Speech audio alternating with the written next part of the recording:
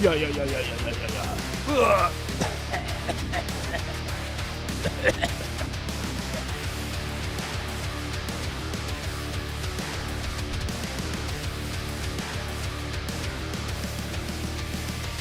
Do we have enough comments in the chat?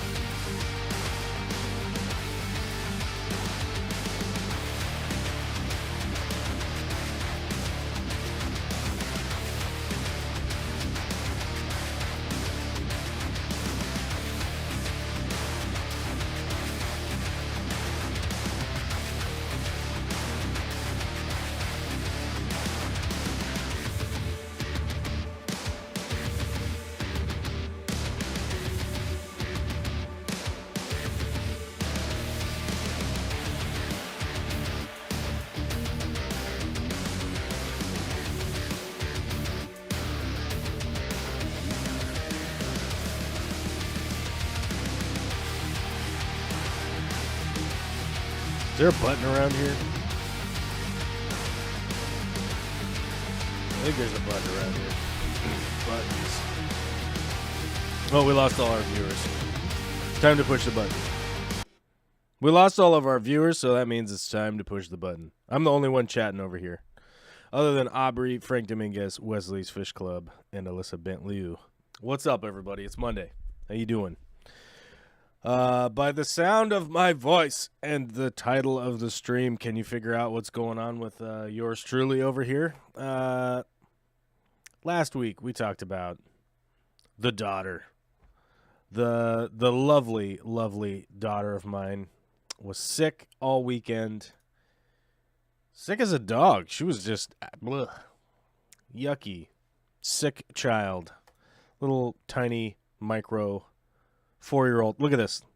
Like that. Just imagine this as a human back here. This weird, tiny, giant doll thing back there. Like that. Tiny, sick human. And you know what? Your boy over here thought I was in the clear, whatever it was. Didn't catch it, you know? Didn't catch it. You know why? I don't know why. I don't know why I thought that. Turns out I got home from work on Friday. Got my truck offloaded, made some dinner, got the kid into the bath, got the kid into the bed. Was looking I think we were going to watch a show or something, and then I proceeded to fall asleep. I fell asleep, and then woke up and went to bed. And I woke up at 4 in the morning, and my throat was on fire, my guy. My throat was on fire. So I took some allergy medicine, some Tylenol, and I went back to sleep. Got up and just felt like the crud had taken over my body. I felt like garbage all Saturday. The girls went to go do some other stuff, and I basically just napped and drank water all day and felt like garbage. And admittedly, by the evening, I still felt bad, but I was like, look, I'm not going to die. I felt like I'm not going to die. It's okay. So I slept all night Saturday night. Slept all night, got up the next day, drank a lot of water, took some vitamins, ate some eggs, started to recover and feel like more like a human. Got through to today, still feeling bad, sleeping like crap, snored all night. I got the congestion, but I'm not dying. Don't worry. I'm on the upswing. Not too bad of a sickness. Don't have COVID, so that's good. Just a cold, just some kind of weird cold thing. And now I sound like this. Not bad, not a big deal. But man, that's 2 weekends in a row. I don't know about you guys out there. I don't know about you other working stiffs out there. But when you got a lot of things that you want to do, and then you got to do them on the weekend, and then you aren't able to do them on the weekend because the child is sick, and then, because I had my birthday last weekend, but we couldn't even do anything for my birthday because my daughter was vomiting and diarrhea-ing. Wonderful. Wonderful combination. A combination of the two. And, that was great. So we skipped the birthday, and then this last weekend, the girls were going off to do their thing. I was supposed to work all weekend on the fish room, and I'm very, very, very I'm a little pissy. I'm a little pissy about not getting the work on the fish room done, but there's nothing I can do about it. It just is what it is, It just is what it is. It shall wait, and I'll be able to work on it on a later date, because you can't just be sick trying to work on things. It just don't work. You ain't gonna get it done. So got to recover and whatnot. Hopefully tomorrow I feel completely normal. And I will immediately go back to work tomorrow in the field. I'll be back in the field work until Friday, and then next weekend. We have a big event next weekend that we're going to. There was a big event this last weekend on Saturday. The Greater Seattle Aquarium Society does a giant auction. A bunch of people from the Discord were talking about it. They all went. They got to go. I couldn't go because, boy, howdy, I was going to get some people sick. And I don't want to get nobody sick. Derek Palmer Creative says, children are germ missiles. Son went to daycare, and week 1 we all got COVID. Yes. And I don't know what happened to chat. Let me refresh the chat. Why did it? Well, maybe it'll return. There we go. I don't know what happened. I had a hiccup. And the stream for some reason had a hiccup. That's weird. I don't know. Everything's hiccuping right now. We'll see what happens. Anyhow, there we go. Whatever that hiccup was is over now. It's back. The internet hiccuped for a minute. So you all went and got COVID, and then have been sick every other week with something. Flailing arms emoji. I 100%. I've talked about this. I feel like I've talked about this on a live stream many, many times. The kids go off to daycare and you get sick nonstop. You're constantly catching every sickness under the sun. And we had a big stretch of time there where we weren't catching stuff. So my assumption is that those stretches of time will increase over the years here, where you don't catch every ding dang thing forever. But I do not have my fingers crossed, because I think the amount of kids that she's going to come in contact with, she's probably going to catch everything under the sun. And clearly, I do not have like a perfect immunity to every crazy germ that exists. So we'll see what happens. And like I said, it sort of is what it is. You just have to kind of roll with the punches on it. But hold on. Derek, welcome to the club. Oh, my God, we have to update our members here. It's been weeks since I've had to update the members. Normally, when I update the members, it goes down. Today, it's going up. We're up to 66. If you know any benefactors out there, tell them to send some money my way. I'll make more YouTube videos for you. I know, so like I was talking with a buddy of mine the other day that was like, he was talking about somebody he really likes that does stuff creatively. And he was talking about how, well, I listen to this guy a lot. I really like his stuff. And, the content that the guy puts out is mostly like reading of biographies and all sorts of stuff, all sorts of content. And he was like, yeah, he's got all these writers that work for him, and then he's got editors that work for him.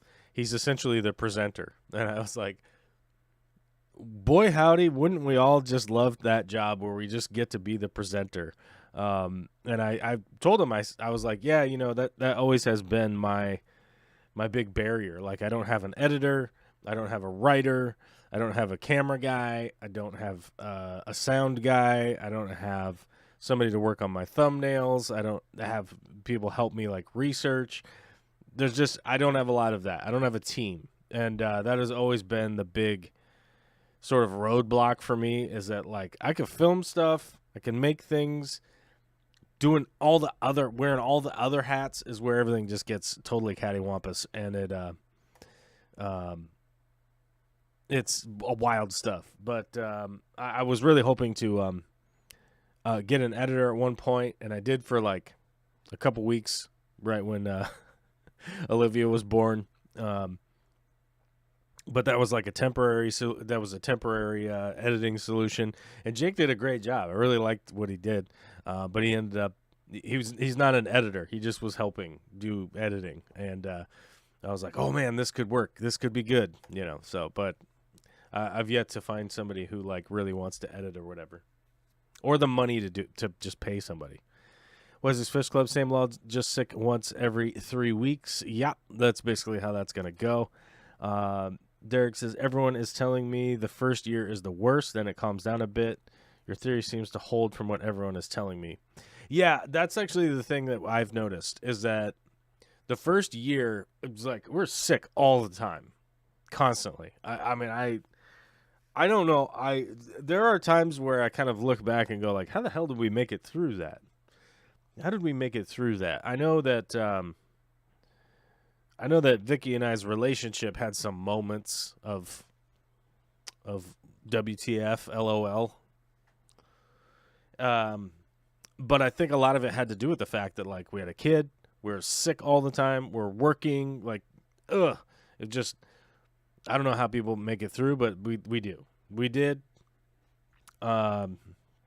And I'm going to be with Vicky for a long time. That's the plan. For all the time? Yeah. Yeah, that's the plan, right? Wesley's Fish Club says, where are all the people at? I don't know where all the people at. You got to share and like and subscribe or become a member and all that stuff. And then more people will show up. Actually, one of the things, I started kind of goofing around making these little shorts. I realized I got to put more effort into making shorts. I can't just like goof around and make shorts. But the reality is that I'm probably going to start making more shorts because of the fact that it does like sort of kick things into the algorithm. Like it's like what the algorithm wants, is short videos and stuff. So I've definitely started working on that.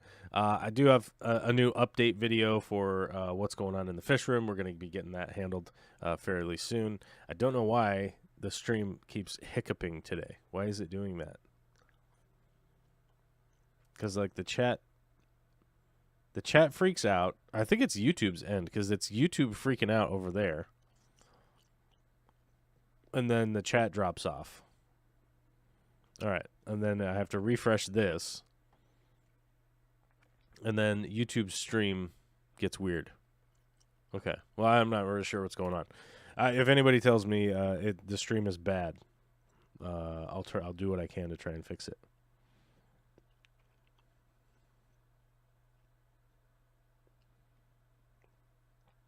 Oh, Derek. Oh, Derek. Oh. Derek just commented getting invalid Discord invite. Yeah, I'll actually let me. There's not a lot of people here asking questions right now, so why don't I just handle that as we speak? Yeah, I do have to update the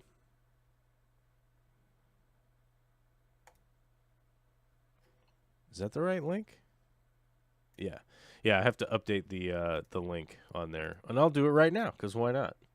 There's not a lot of people commenting and stuff. But we can where's my I would have to figure out how to get over there. Oh, dashboard. We got to go over to the dashboard. Then we got to go to the community tab. Then once we go to the community tab, I can scroll around and poke things. Edit. Well, either way, I'll put the new Put the new one up. Post. There we go. Refreshed it during the show. Oh my God, the talent, the level of talent is unfreaking believable. People are gonna call their mom or something. I don't know what are you guys gonna do? Oh my God, Rosie's here. What's up, Rosie? Oh my God, thank God. The older link worked. I got in. Oh well, yeah, I already read that. I'll just keep saying the same stuff. To make shorts, first buy pants, then cut the legs off. Instant shorts. Follow me for more brilliant ideas. Follow me for tips, hot tips. Should we make that? Should I make that video? Should I make a short video of that? I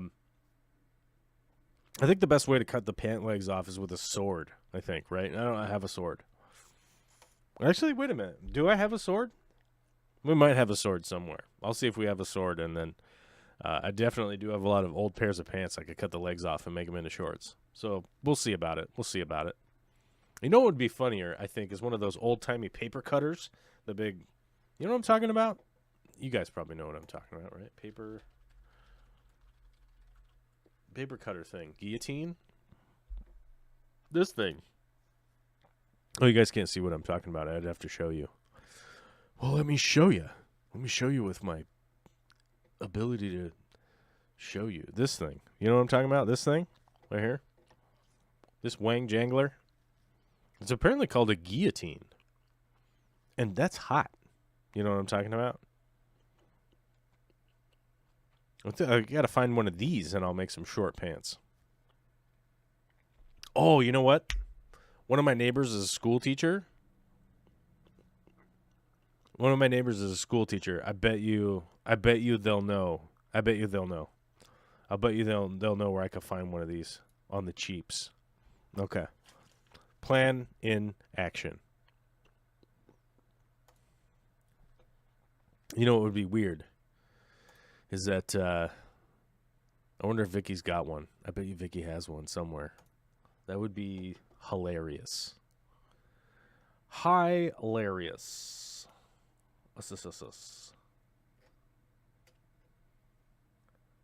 Oh, I'm getting work emails.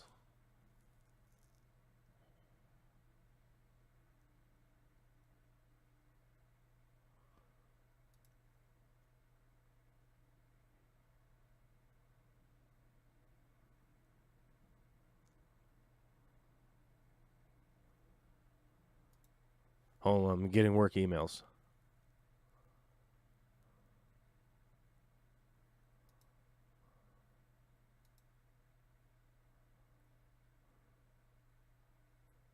Getting work emails. Oh my God, work emails coming in like crazy. I'm not going to read them. Because I can't tell you guys what they're about. Needless to say, work. I'm going to build my first small outdoor pond. Do you recommend putting the plants in pots or substrate or both? Thank you. Here's the thing. This is almost going to be dependent on what kind of pond you got set up. But as a sort of rule of thumb, disregarding the historical context of the rule of thumb, but you get what I'm saying. A rule of thumb is pots are going to be your friend as far as any plants in a pond. Now, the reason I will say this is that any point in time you want to move plants, make a change, do a thing, do some maintenance, whatever it is you're going to do out in that pond, you got to remember that it's going to be a real big pain in the ass. It's going to be a real big pain in the ass to dig around in a pond. It's cold outside. You're probably not doing this in the middle of the summertime. Middle of summertime, everything's growing great. Come late fall, you're like, oh crap, I got to make changes. I got to do stuff. Things have got to happen, you know. That's when you're going to be doing it. It's going to be cold. Your hands are going to be all red and frozen and all that kind of stuff. So pots are going to be essentially your friend because at any point in time you want to start to make some changes in your ponds and stuff like that, that's going to be huge. Now, if you have a super landscaped fancy setup, pods probably aren't going to be your big friend there. But chances are you're probably not doing that. If you were doing that, you probably got like a big company coming in to do maintenance and do all this and that and the other thing. And if that's the case, just let them do it. You know what I mean? Why does my chat keep dropping off? It's got something going on. I don't know what's going on with YouTube today. This whole thing is getting weird. Why does my chat keep disappearing?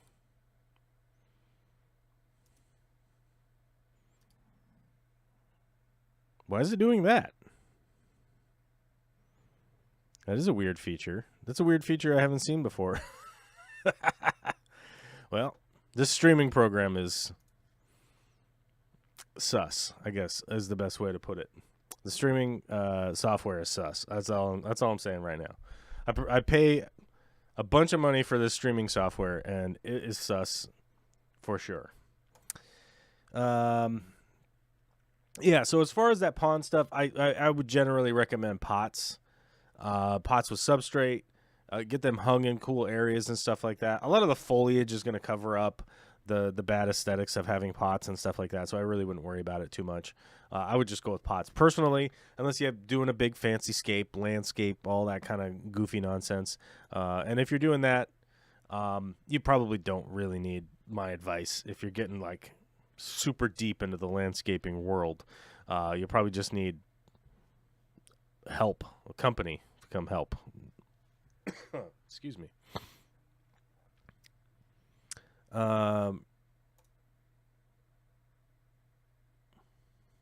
Let's see. Chef knife would be contextual. I could probably do it with a chef knife, actually. Rad, you need a sword or a really, really sharp chef knife. Actually, I do need to sharpen all my chef knives, so maybe that's the short. Jeez, the cough. I have this little bit of a cough every once in a while. It's horrific, but I catch every cold under the sun. The thing we were never allowed near in art class. Oh, the guillotine thing? Yeah, I don't think you were supposed to mess with the guillotine thing. It's going to whack your fingers off. I made a live stream. Shelby Ray, what's up? Oh, rah. Is that woo-rah? Oh, hoorah. Sorting rocks in hardscape for resetting a nano shrimp tank. Ooh. Well, that's exciting. I'm excited by that. I'm realistically excited. We are going to have our first child in August, a baby girl. Any advice? Oh, man. I have, lots of useless advice. First things first. 2 car seats. You're going to need 2 car seats. Get grandma and grandpa to buy one or somebody to buy one. Find a used one, whatever. But you're going to need 2 car seats. Some people will tell you need 1 car seat. You do not. You need 2 car seats. Believe it or not, this will come up many, many times. This pack and play thing, I'm going to share with you an Amazon affiliate.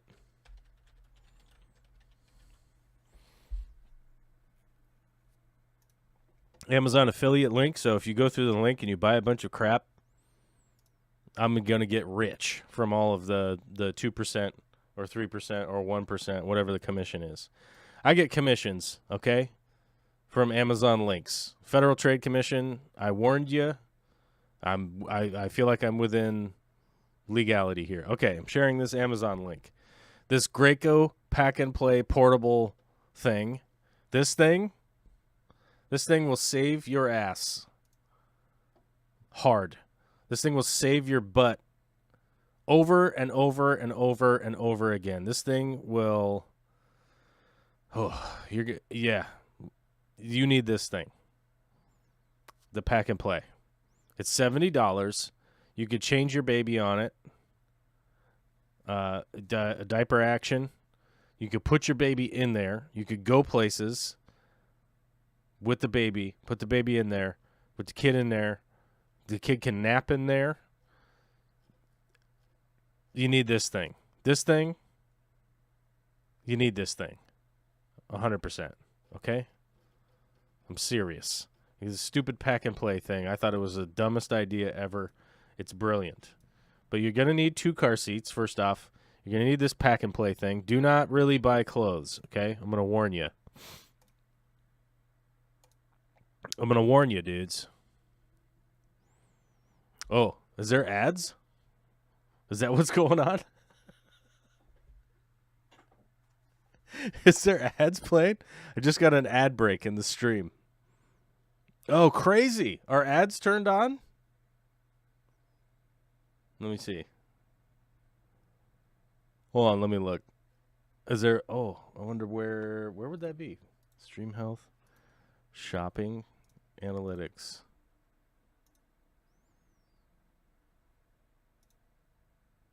Viewer activity. That must be the thing. I must have accidentally... Did I accidentally click ads? I must have. Let me see.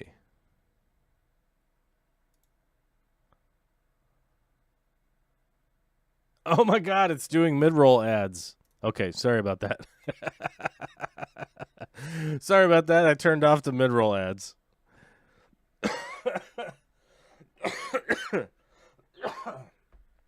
There we go. Okay, I think I fixed it. Sorry about that. Ads. Okay. I think I fixed the ads. There. I think we accidentally had the mid-roll ads turned on. You guys, just like Rosie, you got to become a member. Otherwise, I'm going to turn the mid-roll ads on forever. How about that?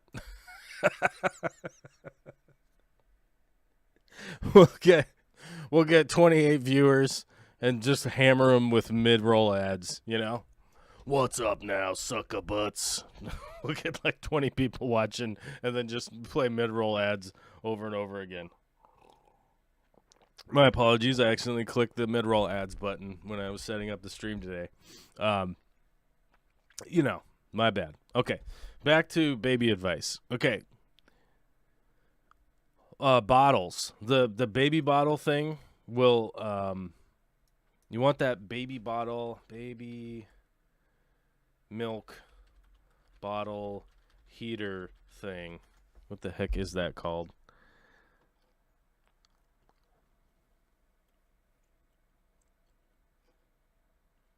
Where is it? I gotta find the right one.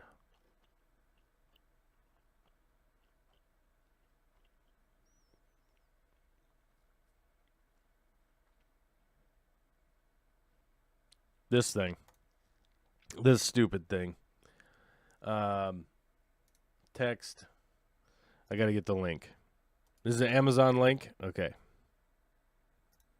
This thing. Paste. There we go. Is the baby bottle warmer that warms it just to the temperature. Okay. And then as a dad, keep up on making sure that there's clean bottles and that the bottles are ready. How about with that? Hopefully your wife is milking her boobs, and you next thing you know, you got lots of milk in the fridge. This is where you as a dad come in, because you could be like, hey, don't you worry, babe. I got the milk. I got the diapers. I got the diapers, and you could go lay down for 8 hours or whatever. You can just go over there. We tried to do the cloth diapers, and it worked fairly well. The reality was that we did cloth diapers. They worked fairly well, but man, you're just looking at like a ton more work to deal with. And the unfortunate thing is, like, if one of us wasn't working, we would have stayed with the cloth diapers for sure. But we both work. And so you got to go with the diapers, the disposable, compostable diapers, which were these ones. These Honest ones works pretty good. There's a million different kinds out there, but figure it out. You figure out whatever you guys want to do. But we want that diaper garbage can. The hell was that thing? This diaper garbage can thing. It's mind-bending how good it is, and you're gonna need this stupid thing as a dad or a mom. This thing. Here it is. It's got these rolls. Yeah. Rolls of bags inside of it. And so as it fills up with diapers, you pull the diapers out from the bottom. You like cinch the bag up, and then you got a bag of dirty, and then you just pull more bag down. This thing will make it so much easier to take these diapers out and get rid of them, and it doesn't smell like diaper poop or any of that kind of stuff. That's my advice right there. Those things were all good stuff for the baby. Figure out how to take naps. Important to figure out how to take naps. Vicky is somebody who can't take naps, and I think that she thought she was about to die at some point. Figure it out. Consider yourself somebody on in wartime, on the front lines, in the trenches. You have to figure out how to take naps. You got to take naps. You got to figure it out. Figure it out. I don't care. Figure it out. People will tell you, like, you sleep when you can't. I'm telling you, figure out how to take a nap. If you can't figure it out, you're screwed. Okay? You figure out how to close your eyes, sleep 12 minutes. Figure it out. You're going to have to. 100%. But you do need the 2 car seats. You need that pack and play thing, and that diaper can for the garbage, for the diapers. It will help you out immensely. The rest of the stuff and the bottle warmer thing.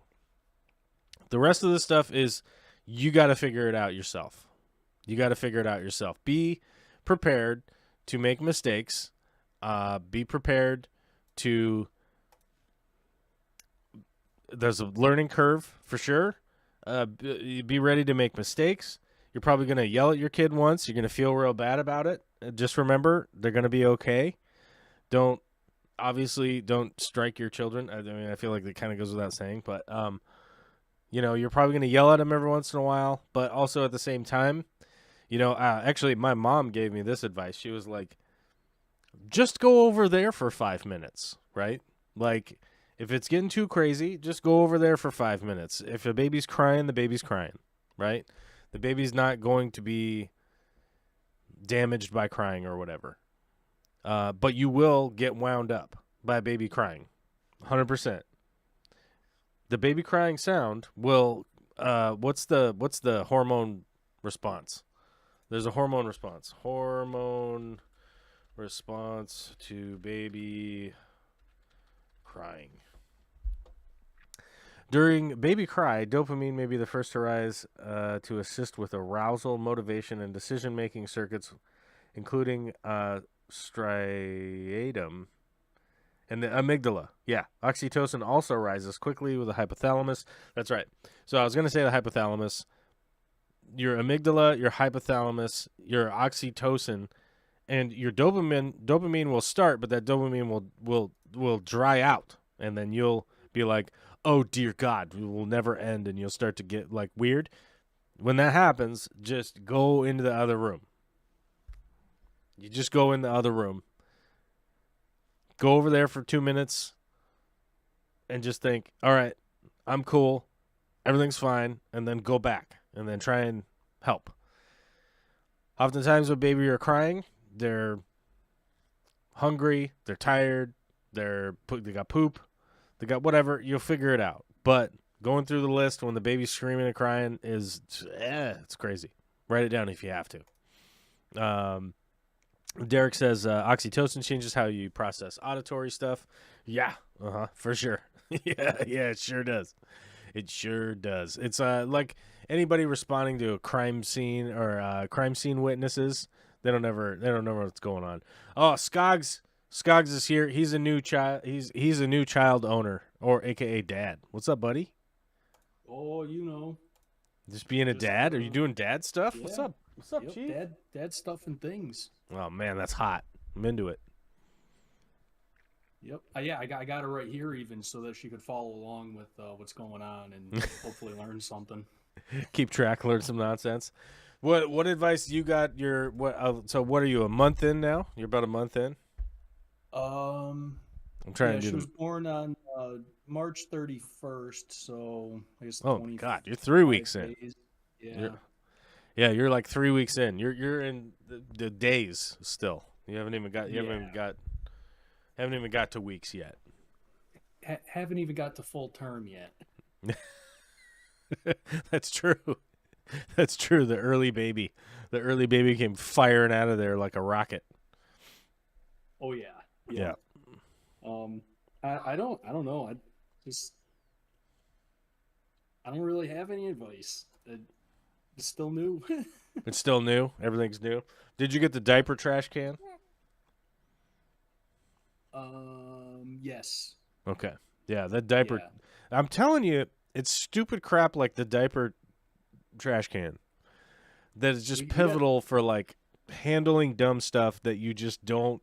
It's not even on your brain. It's not even on your mind beforehand, right? You're yeah. like, you know, oh my God, Mikey Fishy has a good point.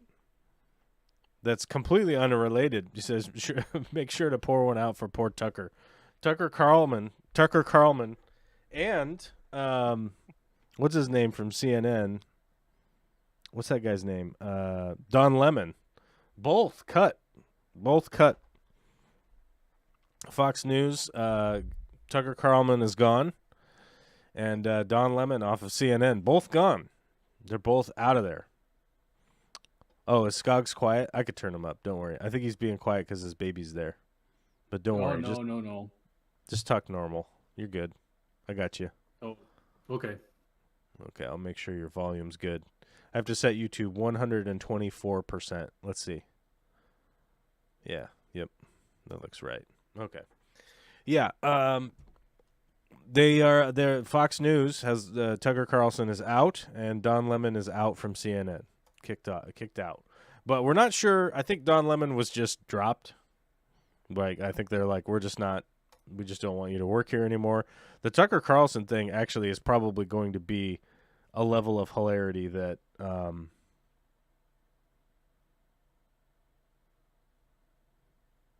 I think it's only going to continue to be the funniest thing ever. With all of the Dominion voting machine lawsuit, they got sued by Dominion, and all of the behind the scenes stuff got released from in court.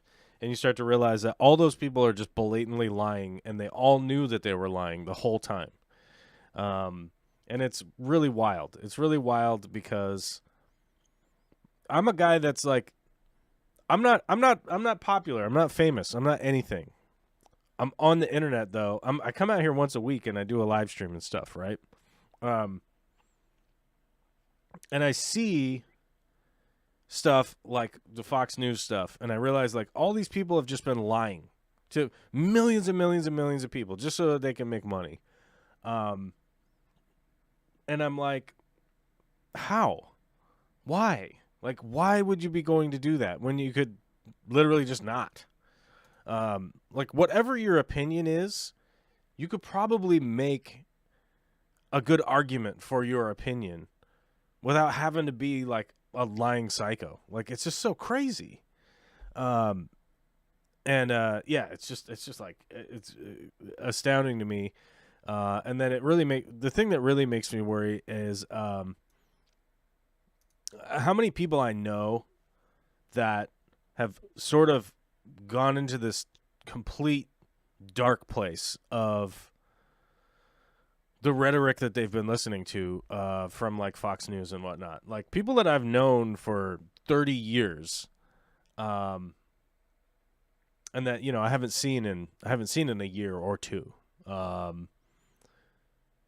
and come to realize that like they've been listening to this rhetoric for so long, and to come see them and be like, oh hey, how's it going, and talk to them for a little while and realize like what is going on? Like, what has happened to this person that I've known for so long that suddenly now they're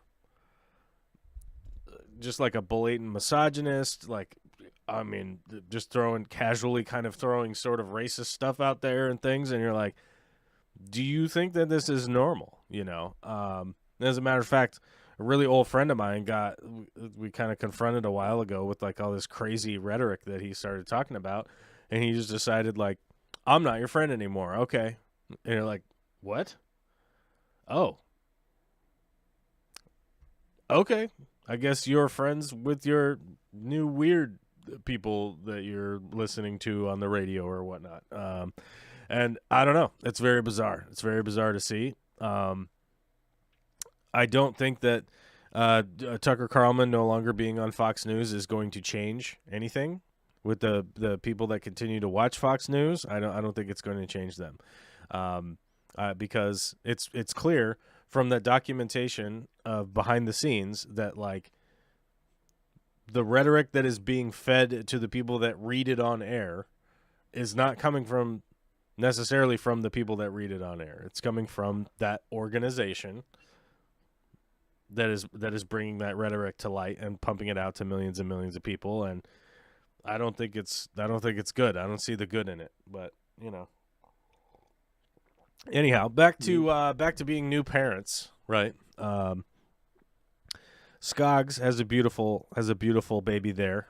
How's it going so far? What has been an unforeseen hurdle that you've had to go through in the last 3 weeks? Probably either changing diapers, sometimes 2 or 3 at a time. True. Maybe the having to be up, well, not for me, but for Shannon, having to be up every 3 hours to feed. Yeah. So there's no good consistent sleep ever for like the next 6 months. Yep. Well, that's why I was saying that bottle warmer thing. Like, if Shannon can pump and bag, then she could, like, put them in the fridge. And then you as the dad, okay? Now, I'm not trying to sign you up for extra work here, but you as the dad can literally do the, like, all right, it's like, even just on the weekends or something, right? Where you just go like, all right, it's Friday night. I know I don't have to be anywhere tomorrow morning. Like, I can annihilate my night if she can get a full night's of sleep. Or maybe she just has to wake up just to pump, right? Which is different than getting up to go, like, feed the baby or whatever. But yeah, wherever you can like slip in and karate a feeding and let her get some sleep, I think it goes a long way. I don't know if they would ever notice it. I don't know. It's definitely something that I want to try. Yeah.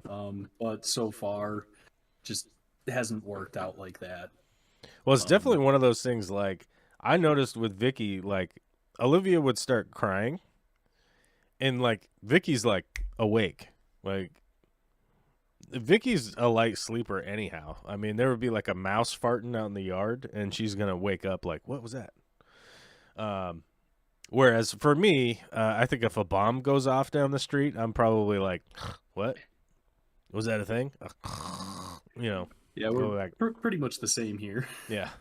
Like, when I don't know, Vicky's like, when you go, because I lay down and go to sleep, and Vicky is like, you were asleep in like 45 seconds.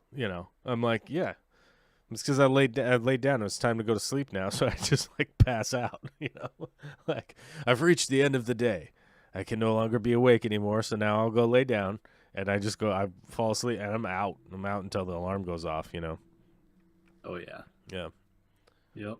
The diaper changing, as far as whatever anyone's expectation is, like, there will be more poop, there will be more pee, there will be more diaper changes than you ever expected. But that does slow down, to be clear. Like, as the baby gets older, it starts to become a little the a little more predictable, I guess, would kind of be the thing. It's like, oh, let me check that diaper. Oh, well, you're still good. All right, all right. And then like an hour will go by. Like, oh, now you pooped. Okay, all right, that's it. Let's go get this figured out. But the bidet. There's like a bidet wand thing that anyone could add on to their regular old toilet. I think it's only like $15. Wow. Bidet wand.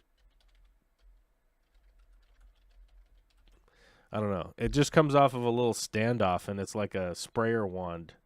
Oh man, they've gone up. Oh, they're $30 now. $40. Oh no, there's a $25 one. Okay, we're good. We're $20, $25. I don't know what the hell this one is. This is garbage. But this one, like, anyone could install this. If you've got a wrench, if you've got some pliers, you can install this bad boy. This came in really helppful for spraying off poopy stuff and all sorts of crap like that. Like, that would happen a lot. We were like, I don't want to put this in the sink. It's poop. Like, what that? Right. Ugh, gross. But this little like wand sprayer that you just add on to the the angle stop behind your toilet. Yep. You can just, it has an add-on, so you just get an extra line, a little T out of there, and then you got an extra way to spray some water around your toilet. That was a big helper. That was like super easy to install. Like, and anybody could have done it. I mean, it doesn't take anyone with expertise to do it. Probably look into that as fall time and winter's rolling around. At least now with springtime upon us, just take it outside to the hose. Yeah. Well, the good thing about it is that you could just poop it. You could just spray it right into the toilet, which is kind of where you want the poop to go anyhow, right? No, yeah, that's true. Yeah, because you're like right there. Yeah. Well, that's some food for thought then. Yeah. How can I reignite my passion for the hobby that tends to wax and wane, but has tended to wane more in later years? How do I achieve a full moon? From Joel G. It's a hey man, it's a member post. We gotta respect it. How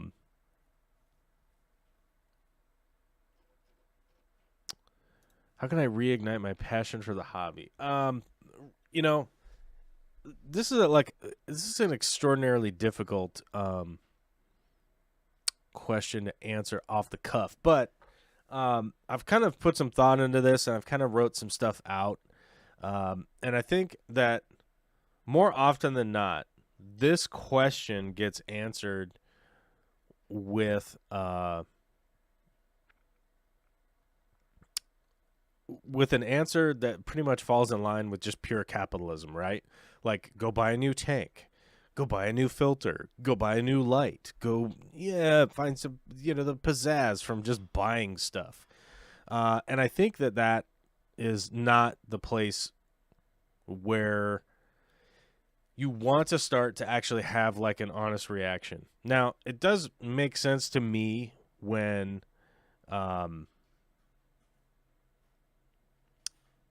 somebody buys a new thing. Like, here's a camera, for instance, right here, right? Got a new camera, take it out, learning all the settings, playing with it, taking pictures, making film, recording film and stuff like that, will inspire something. But it's not, there's no longevity to that inspiration itself. So one of the things that I started doing, and I think we went over a couple of these on stream. Let me see if I can't find the files here. So one of the things that I started doing was I started documenting. So I would pick. God dang, where is it? Is it this? No. Let me see if I can't find the file. It'll take a second. I'll go find the file, guys. So I didn't have the file open. This might be it. No. Nope, that's not it. We gotta find it. We gotta find it. Now I'm pissed. Now I'm not really pissed. I'm just wanting to find it. Oh, okay. Yeah. So one of the things that I started doing is I would pick a fish, right? Um, so I'd pick a fish, and then I'd go, where is that fish from? I go to like where that fish is from.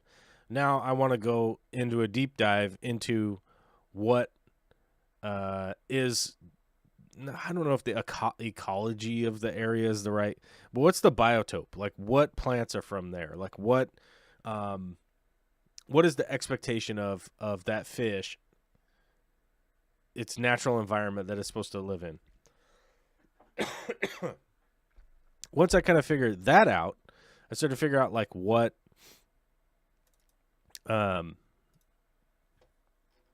what plants are actually available that I can start to find that I haven't done anything with before. Because for me, almost always like the linchpin of being interested is the plant side. Like getting a tickle in my throat that's not seeming to go away. For me, that passion almost always comes from what is this plant? I've never seen this plant. I want to see if I can grow this plant. Can I even get this plant? Right. Going on the hunt to like find a plant, find it where I can order it from, see who's got it, what's in the and what else is in that area. God, hold on. All right, there we go. Prolonged talking is bringing the tickle out. Something fierce. And so when I get into that zone of like trying to figure out like what plants are available, what I can find, what do I need to set up to do those plants, that's where I will keep going, and I will generally probably even forget about the fish. Mainly because I'm in an environment where I can almost always find any fish that I want to get. It's really not difficult for me to contact wholesalers, to contact even other fish locations, or even like even if I was to go to work and be like, hey, does this fish show up on a list? Can I order them through here? Can we just have them come in on our regular fish shipment? Just set them aside for me, blah, blah, blah. That kind of stuff is all available to me. It's very easy for me to find fish. Fish is like, wait a couple weeks, boom, I've got them. Okay. There really isn't that many fish that are that rare to me, but plants are super difficult to come across. Like if you're looking for something very specific from a certain area, or maybe even something that's like a different varietal from this same species, you might not even be able to find anybody who's even got it. So that little like detective hunt, get on the trail, try and find that plant, is what really like keeps me motivated. And then once I get the plant, I'm probably going to kill it once or twice. I mean, let's be honest here. There's a much longer list of failures than immediate successes, especially with plants. Now, there are some plants that are basically impossible to kill, so I get it, but those plants are super easy to get too. So plants that are impossible to kill are easy to find. So there's not really that much of a challenge there. Joel G with the follow-up says, yeah, interesting. I did branch out into houseplants, actually. Yeah, we have a lot of houseplants here. It's also one of the reasons why I like to do the garden stuff, right? Building things out of wood. I love building things out of wood. If there was a world where you could actually make money off of building things out of wood that wasn't just basic framing construction and stuff like that, I probably would spend a lot of my time making furniture and stuff. Now, the only thing is, one-off piece of furniture probably takes 300 hours or 200 hours or whatever to make. A lot of equipment, a lot of cost, a lot of stuff. and then to find those customers that can actually pay you for it. It's the same thing as making paintings. I mean, I probably would be making a painting a week if I could sell them for the amount of work that has to go into them. But nowadays, robots are making paintings online, and it's even devaluing art even further. So, yeah. But like the gardening thing is a perfect example of like keeping me interested in the hobby. Like the chickens, we have chickens we're raising again. I think today I have to, believe it or not, I have to cull like two chickens from our flock, which is sucks, and it's a real bummer when we have to do that. But they're aged out, they're sick, and they're basically going to make the other chickens sick. So we probably have to cull 2 chickens today.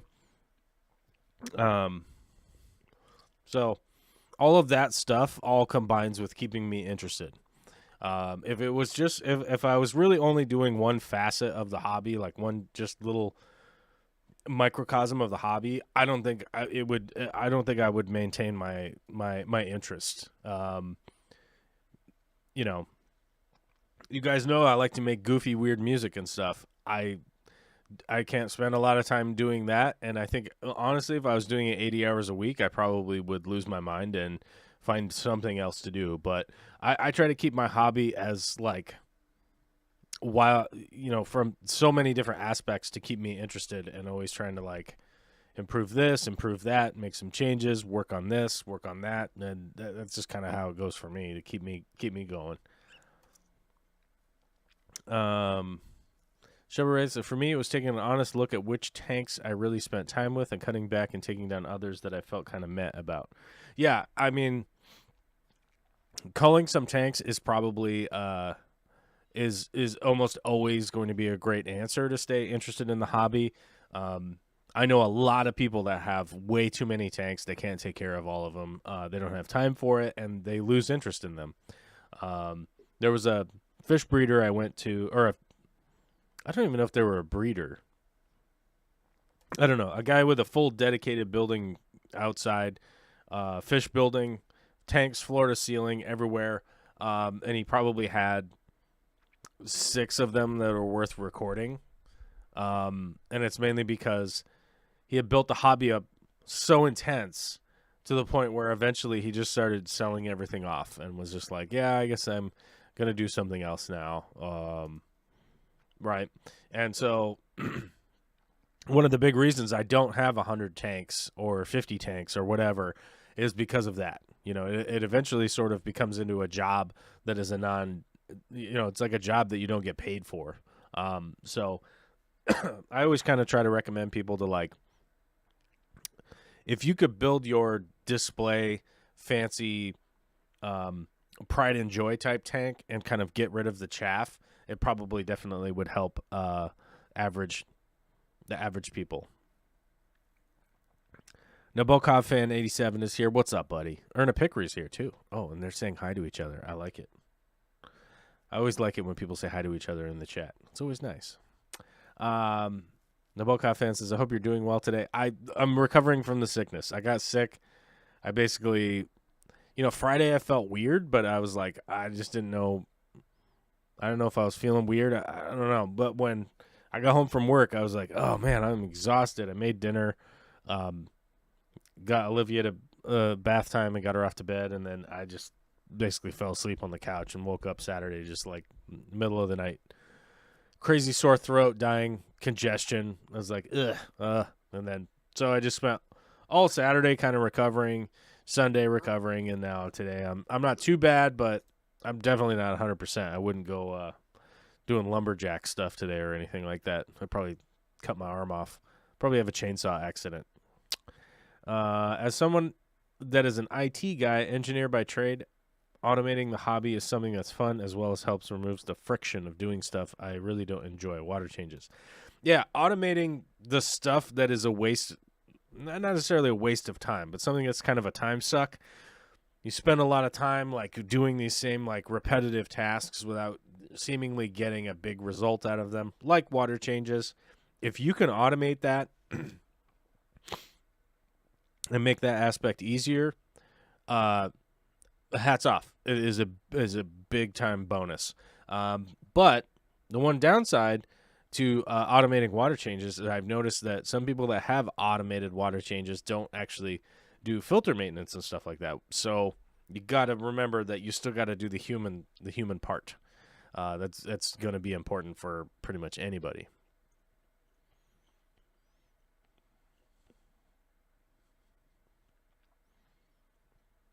Shelby Ray says, filter maintenance. "What's that?" No. Oh, not doing filter maintenance is actually a big portion of why my reef tank crashed. Yeah. Actually, there was a big forum post the other day that I thought was interesting. It had like just a ton of engagement. I mean, it had like 2,000 comments or something because somebody had been like, "Hey, how do I do my aquarium if I don't want to do water changes?" Right, and of course it just went on for days.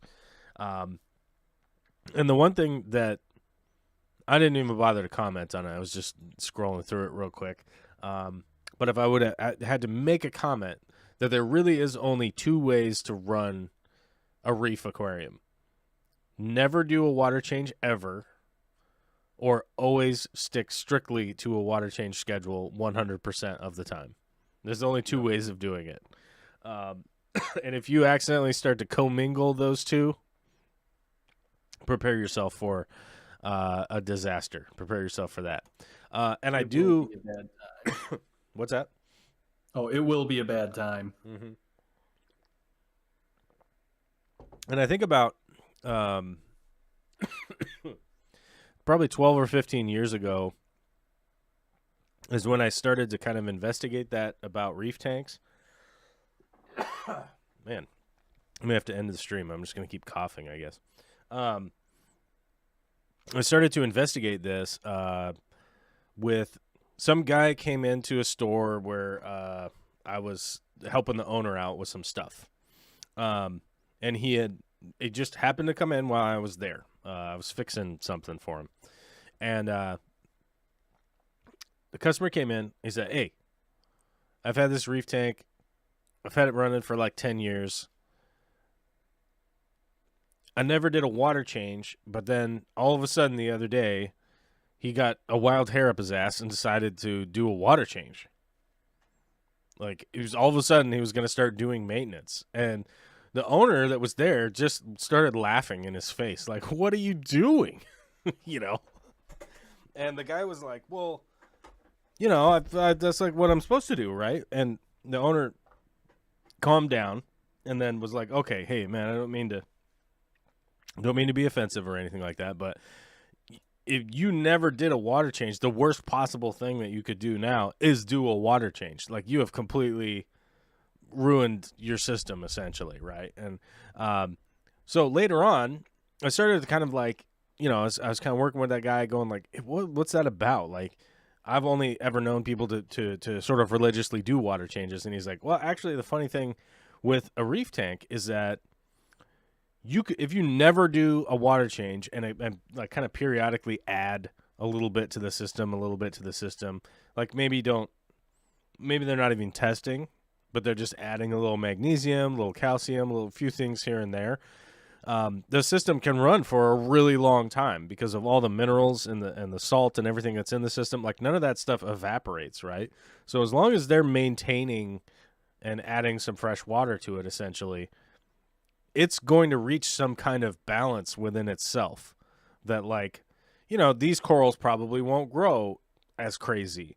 These things won't do whatever, but it will reach a kind of equilibrium of like, this is where this little ecosystem lives, right? And if you do a water change, you have suddenly changed all of the dynamics of that tank, because if you're doing like a water change every 2 weeks on your reef, you haven't changed. You're maintaining this high level all the time, right? Whereas like if that guy who hadn't done a water change in like a decade or whatever, all he'd done is just top offs forever. You've suddenly changed the numbers like off the charts for everything in the tank is not ready for it at all. So he could have slowly but surely done tiny, tiny, tiny, tiny water changes, and then eventually worked his way up to doing a full size water change. But nobody got that patience. I don't, definitely not the person that doesn't do a water change for a decade. Probably doesn't have the patience to pull that off. What did you fail on doing maintenance on? Um, it really keeping up with the sump and just cleaning that out. Mm-hmm. Because I didn't have one of the pythons that you could attach to the sink.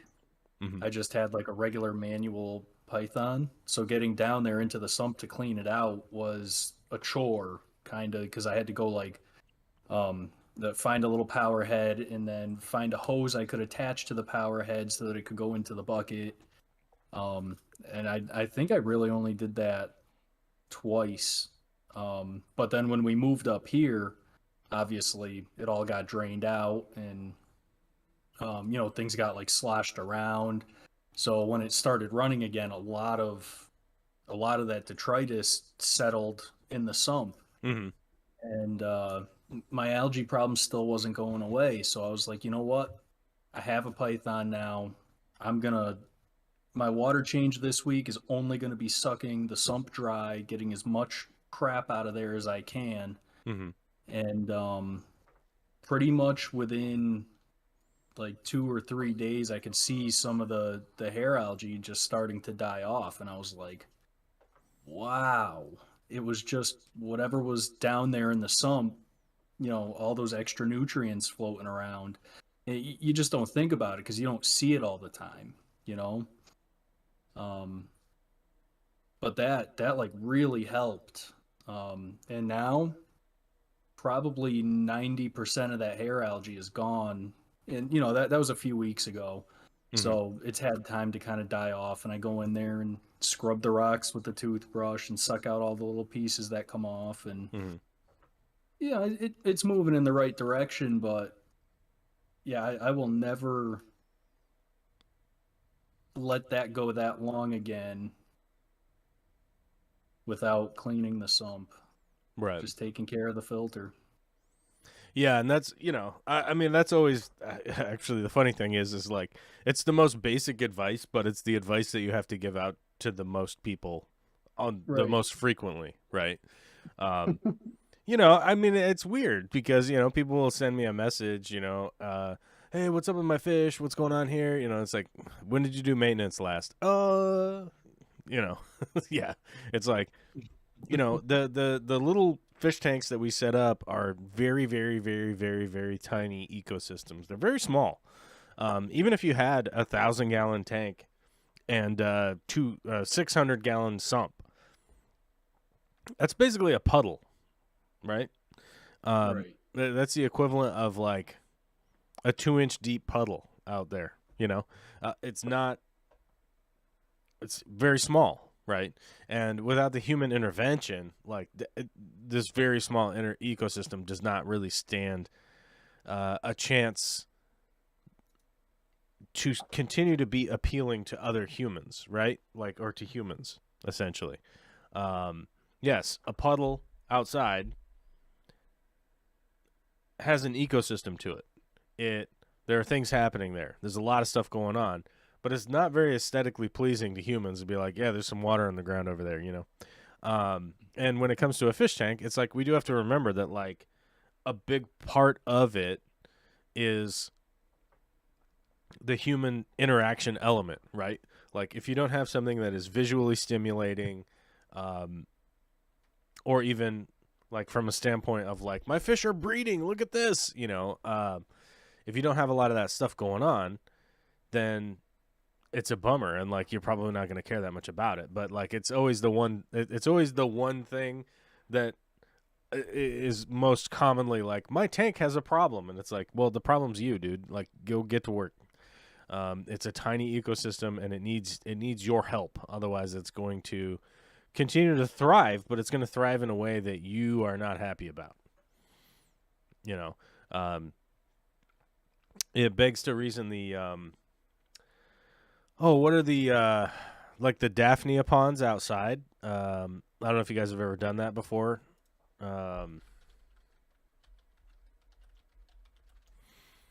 If you've ever done a Daphnia pond outside where you're growing Daphnia, I'm trying to find. Let me see if I can't find an image of.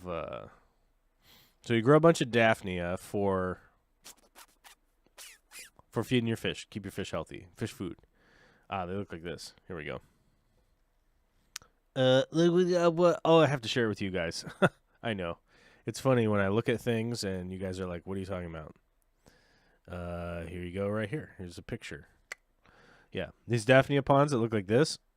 So what ends up happening is you get these like 55-gallon drums in this picture is what this is. Can I extend it? I can make it bigger. There we go. So you get these 55-gallon drums here. They grow algae. They grow green water. The Daphnia start to go buck wild. The Daphnia start breeding. The Daphnia start breeding. The Daphnia start breeding. Once this water turns clear, because the Daphnia will breed out and eat all of the algae out of the tank, right? They'll outbreed their ability to exist within the tank because that's what happens in nature, right?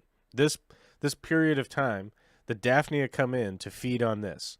Then the Daphnia get fed on, and it cycles into its next stage where the water's going to be clear for a while.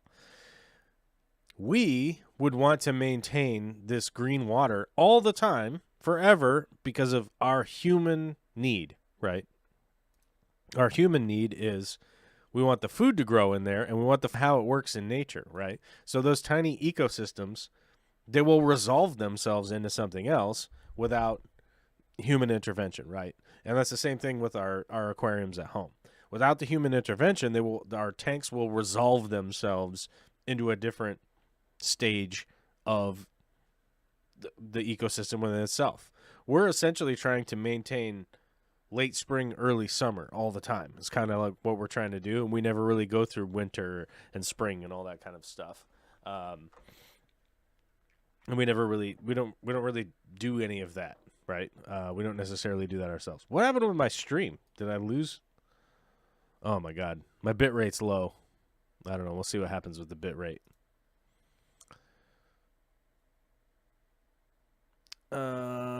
Like people who want the fish that magically takes care of doing any maintenance in the tank. Yeah, I mean that's kind of like the big issue. You know, it's like autosinkless stuff like that. They get sold as they'll take care of the algae, right?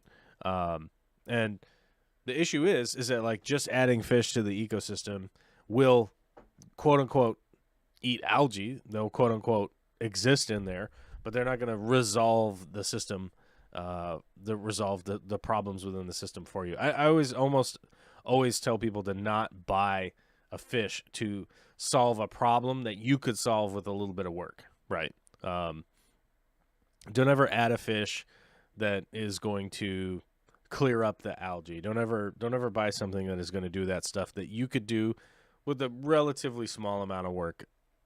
10 minutes, 20 minutes, 30 minutes once a week is not that big of a deal. And to expect the fish to do it for you. The fish don't even know that you want the glass to be clean. But you know you want the glass to be clean, so just go ahead and do it. Right. That's always kind of my advice. Why did my stream's bit rate drop lower than usual? I don't know why that is. We recommend you use a stream of 23,000. That's what I'm doing. Warning, stream's bit rate is low. Okay, stream's healthy again. Okay. I don't know why. I don't know why that happens from time to time, but I don't work at YouTube. I just broadcast on YouTube. So, who knows?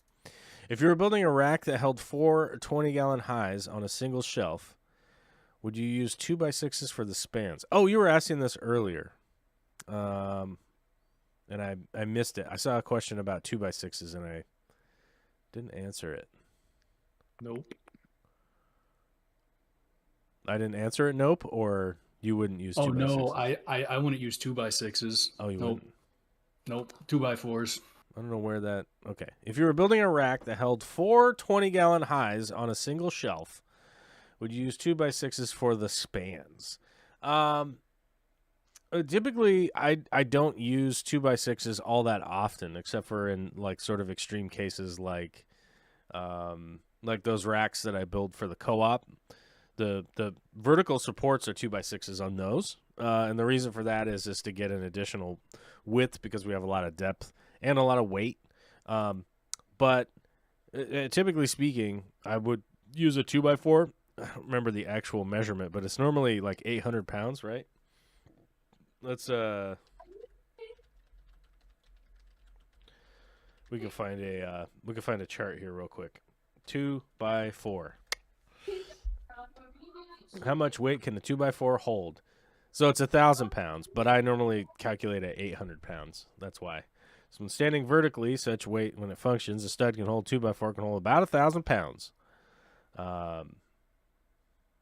So when laying on its edge, does that make sense? When laying on its edge, it can hold about 300 pounds.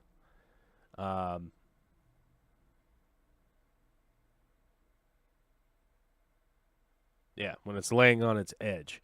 So when it's this way, you can hold about 300 pounds. Now, if you split that between the front and the back, you're about 150. If you split that between the front and the back, you've got about 600 pounds, stuff like that. And so when like calculating the load, you'd want to sit down how many gallons of water you have. So you have 20 times 4 is 80. So you'd have 80 times 8 point, what is it? How much is a gallon of water weigh? 8.1, right? 7.4, isn't it? Oh, is it 7.4? Oh, I think I do 8.1 because of substrate. So you got about 600 pounds. So I normally do, I normally do 8.1. I add in the extra, yeah. Oh my God, how does this calculator work? Okay, clear, I guess. So we got 80. What the fuck? Oh, street sweeper's going by. That's crazy. Unexpected. Yeah, so you're at about 600 pounds moving across, but also at the same time, you're only looking at like 800 pounds technically if that was all sitting at the very center. The distribution of the weight is all the way across the whole load of that shelf itself. So a lot of the weight is on the ends here where it's connected. So you actually only have a certain amount of weight in the very center. So that's where like deflection comes into place and like how you're figuring out how to do stuff. So I would go with 2x4s realistically because you start to get into the math there and going like, okay, so maybe I've got 300 pounds in the middle, maybe, right?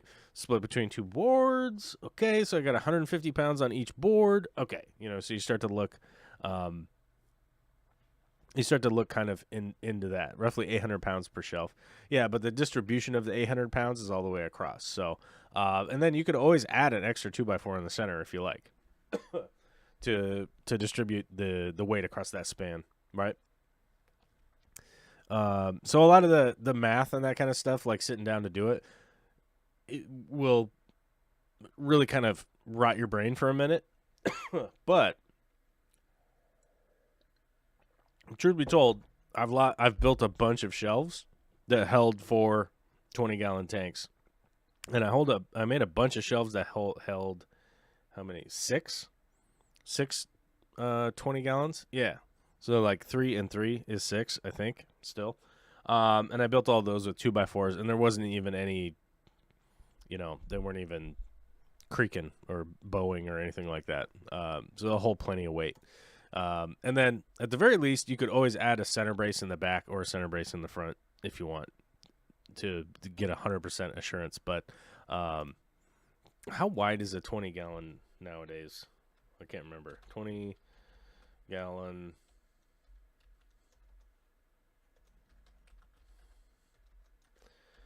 Long tank dimensions. I'm trying to think of the span of them. Yeah, they're 30 by 12 by 12. So I did 6 going for 20 highs. Oh, for 20 highs? Yeah. Oh, I'm trying to remember the longs because that's how I did them. I did 6 going like long ways. So you had them like short and long like that. I did 6 going that way. So I was trying to remember how long they are. They're 30 by 12 by 12. Yeah, so they're 12. So those racks were like 6 feet plus a couple inches. And those were all 2x4s. There really wasn't too much to those. Hey, Derek's in the live. What's up, man? Hey, how's it going? What's going on? So yeah, I don't know if you've heard of the Sagulator, which is super awesome. But I reran the calculation with 2x4s, and it's still giving me an acceptable. It's like 0.02 inches of sag per or for total. So Yeah. Okay, that sounds right. Oh, the Sagulator. Look at this on the the wood bin woodworking. Okay. it's great. It's obviously not perfect, but it gives you a decent like idea of if you're way off in your maths. Right. Normally, when I sit down, I like write out the maths on a piece of paper, and I don't Yeah. have to say it out loud. That's like where the lost in translation thing goes. It's like I swear half the time I'm on the internet, and people are like, "This guy's a rambling buffoon," and I'm like, "I'm trying to turn the brain thing into words, and that's where But yeah, the 2x4s actually like tilted up on their side. They hold a lot more weight than I think most people are expecting. Now, as far as the system that you're building, you're doing the 20 you're doing the 20 talls, right? And you're doing them side by side. Yep. And so, what's the total width on that? Like 8 feet? Yeah, it's about 8 feet. So Okay. I was gonna do a little bit larger than 8 feet, just to have some wiggle room on each side. Yeah, just so you got space in between the tanks. Yeah. Yeah. I think personally, whenever I get a span that is that long, it's like that wide, that full 8-foot width, I will almost always add a center brace of some kind into there. I know it's like a little bit of extra work. It's a little bit of this, a little bit of that. But realistically, in the long run, I feel like it's worth it as a benefit in Yeah. the long run. I'd rather do the work once Yeah. and not have things break. Yeah, as far as like fish tanks go, sort of the maximum without an additional brace is 4 feet is generally where Yeah. I go. Yeah, we just add a brace here. Why? You know what? Just insurance, extra insurance. So like for instance, the one of the racks I'm building right now for the co-op, we have a double tank side by side. They're 24 inches minus, so they're technically 23.7 inches wide because we made them shrink them a tiny bit so we could do a straight 48 and still have a gap in between them. And it's just so that we could do that 48-inch span. And each tank is, I think that each tank is like 44 gallons. So it's about 88 gallons per little section of racking. And the reason that instead of going the full 8 feet, I just went down to the 48 inches and then put in bracing, and then 48 inches and then put in bracing, and then 48 inches and then do a vertical brace because there's not like this huge advantage of like saving an inch, saving an inch and a half is essentially from each vertical brace 2x4 that's going in, right? Yep. If somebody's like, oh my God, I gotta save 1.5 inches, it's like maybe we just make the room bigger or something. You know what I mean? It's like you're almost kind of getting into that. So yeah, I mean, I generally don't go more than 48 inches without adding some vertical bracing in there. And that's why I was thinking initially 2x6, just because it has more strength. But if I can do it with a 2x4 and then add a single brace and then just add a couple inches so I don't have a brace that's sitting in front of a tank. Yeah. I mean, yeah. Actually, that's probably kind of what I would lean into doing myself. Yeah. Because 2x4s are quite a bit cheaper anyway. It's like it's like $3 or $4 versus $10 for where I'm at for a 2x6 versus 2x4. So yeah, I think 2x4s are down to almost. I think they're like 193 here now. Just under like $2 finally. 50. I'm in New York, so they're like $3.50 here still. Yeah, you don't have any trees, so I think there's still $5 around my way. Really? I think so. I haven't been to Home Depot lately, but Yeah. maybe. The level of outrage here I was reaching a boiling point, when you could literally like drive. So where I live, you can drive about 5 miles, maybe 6 miles, and you can go look at one of the mills that's milling logs right now if you want, and be like, what's the deal? Why is it so expensive? You're right here. What what are you doing? And so I think they kind of forced locally the prices that kind of got forced to go back down, even though they may have had to sell inventory cheaper than they bought it, because a lot of people here just said, I'm not buying it. Sorry. I'll just stop working. How about that? And so the price kind of came down here a little bit. But I would expect, East Coast, New York, that kind of stuff, like you guys probably have less, I guess, activism, I would guess, around lumber prices. I mean, it's a hot button thing here in Washington. Like people will literally get picket signs out and stuff, we're a logging community at heart. Yeah, I grew up in the Finger Lakes, so there is a little bit of logging, but it's not at obviously the scale of Washington logging at all. Yeah, Washington logging is it's buck wild, man. I mean, I know people have come here, and I don't even notice it. Like, it's not even something that I notice, but people would be like, "Oh my God, did you see that logging truck? It had so many logs on it. It's crazy. Are we gonna die?" Because they saw like the what was that destination?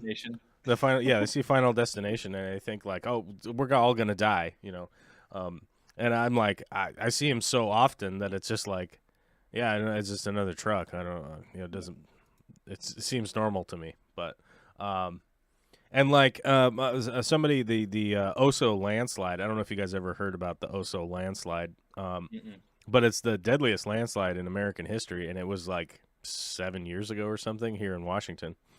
They logged a hill so hard that eventually the whole hill just gave out. 2014, so 9 years ago. But the anniversary of it was in March, and somebody had shared, a bunch of the national coverage of it, and there was a guy. I don't know who the reporter was, but the reporter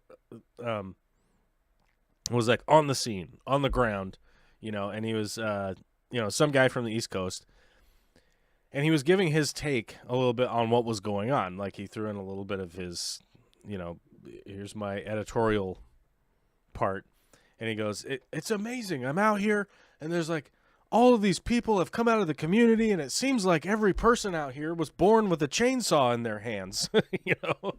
It's like basically everybody that was around, that was close enough within driving distance, like grabbed their gear and like drove there immediately and were like, I don't care, I'm clearing trees. Like, are you approved to clear trees? And they're just like, F you, I'm doing it. Get out of here. Like, who are you?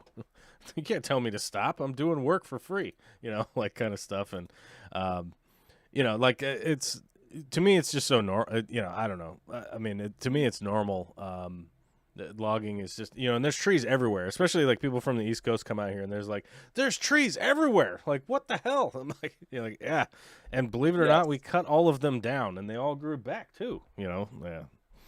Yeah, no, they just cut them down here in Massachusetts. I don't think they replant any of them. Oh yeah, I don't think you guys have the kind of forest that we do here, like that dense, dense, crazy stuff. I mean, they're not as big, but they're definitely just as dense. Yeah. Well, I'm not talking about no cottonwood, baby. Well, I mean, I cut 5 trees down from my yard. Was it 5 or 6? I don't know. And I've still got logs. Lots of logs. And they weren't even particularly large Douglas firs either. It's kind of like, that's like a normal tree. That's not even a big one. But get it on the ground and you're like, holy crap, this is a lot of wood. I found the 2x4s that I normally buy here online at the closest Home Depot. They're $4.57 each. Oh, really? Yep. I'm gonna see. Let me check. Since you checked Home Depot, let me check the local. As far as I know, last time I was out up there, it was like back down to 193. But let's see. Does this work? My internet's going crazy today. There we go. Oh no. They're 302 now. They've gone back up for summer pricing, I'm guessing. $3. Good Lord. Good Lord. Don't you know I got a good tree? I'll just cut this tree down. Forget it. Yeah, people kept asking me. They're like, why'd you cut these trees down? I'm like, I got a lot of stuff to build. like you're crazy. God. Yeah, well, now look at all this beautiful wood. I got lots of piles of beautiful wood. Yeah, I can't wait to start building all that stuff and making the videos on that, which is the weather's getting nice enough, and hopefully we can get low enough moisture content from the wood to be confident to start building with it. Which is close. It's close. We're getting there. It even dries out in the winter. All right, guys, I got 2:11 p.m. And we only got one new member today, and that's Derek, and he's on the call. Nice. But we're up to 66 members and 92 patrons. If you're not a patron, you should become one. If you're not a member, you should become one. And if you already are one, well, thank you. We appreciate it. We got a lot of actually, I was kind of talking about it earlier today.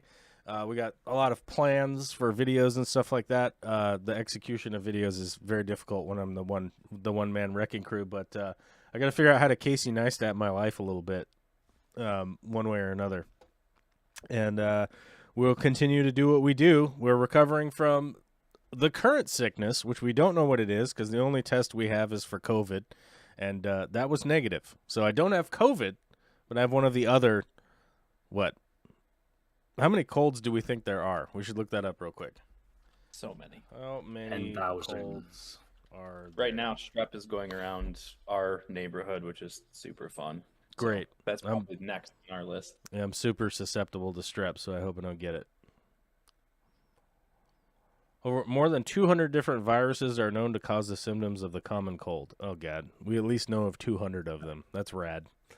I hope I don't catch strep. It's been quite a while since I caught strep, but then again, I haven't been smoking cigarettes in a long time, so I bet there's a correlation there that we're all probably ignoring, right? We're all probably ignoring that. But it's another lovely busy week at the Aquarium Co-op. We got a bunch of stuff going on there with the remodel. I do believe Corey has released some stuff about when the opening is, and then I think we're going to do a big grand opening party, I think in like September or something goofy like that, but I'm not in charge of any of that stuff. So but lots of stuff there going on, YouTube stuff going on. Anyhow, that's it for today because I got to go move some stuff around. Good chatting with you. Thanks for the advice. Yeah. Talk to you guys later. All right, boys. I will talk to you on the other side.